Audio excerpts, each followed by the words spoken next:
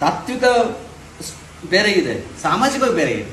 ಹಂಗಂತೇಳಿ ನಾವು ಬ್ರಾಹ್ಮಣರ ಬೈದಷ್ಟು ತಪ್ಪಲ್ವಾ? ಒಂದು ಜಾತಿಯವ್ರನ್ನ ಇವತ್ತು ಯಾವ ಬ್ರಾಹ್ಮಣ ಸ್ವಾಮಿಗಳು ಲಿಂಗಾಯತರು ಬೈದಿದಾರ? ಪೇಜಾವರ ಸ್ವಾಮಿಗಳು ಯಾವ್ದು ಲಿಂಗಾಯತ ಬಗ್ಗೆ ವೀರಶೈವ ಮಾತಾಡಿದಾರ? ನಾವು ಪ್ರತಿ ಸಲ ಅವ್ರನ್ನ ಎಳೆದೇಳಿ ತರ್ತೀವಿ. ಪಾಪ ಅವ್ರೇನ್ ಮಾಡಿದ್ದಾರೆ? ಹಂಗಾಗಿ ನಾವು ಬ್ರಾಹ್ಮಣರು ಯಾವತ್ತು ಕೃತಜ್ಞರಾಗಿರಬೇಕು. ಯಾಕಂತ ಕೇಳಿ, ಬಸವಣ್ಣ ಬ್ರಾಹ್ಮಣ ಯಾರ ನಮ್ಮನ್ನು ಶೋಷಣೆ ಮಾಡ್ಯಾರ, ಶೋಷಣೆ ಮಾಡಿರ್ತಲ್ಲ ಅಂತ ಒಬ್ಬ ಅದೇ ಜನಾಂಗದಲ್ಲಿ ಬಂದಲ್ಲ ಬಸವಣ್ಣ. ಅವ್ನು ಬಂದಿಲ್ಲ ಅಂತ ನಾವು ಇವತ್ತು ಎಲ್ಲಿ ಇರ್ತಿದ್ವಿ? ನಾವು ಶೂದ್ರಾಗಿ ಇರ್ತಿದ್ವಿ. ಅದಕ್ಕಾದ್ರೂ ನಾವು ಗೌರವ ಕೊಡಬೇಕು. ಅದಕ್ಕೂ ಬ್ರಾಹ್ಮಣರು ಬರಬೇಕಾಯ್ತಲ್ಲ ನಾವು ಉದ್ಧಾರ ಮಾಡಕ್ಕೂ. ಅದಕ್ಕೆ ಬ್ರಾಹ್ಮಣರಿಗೆ ನಾವು ಗೌರವ ಕೊಡಬೇಕು.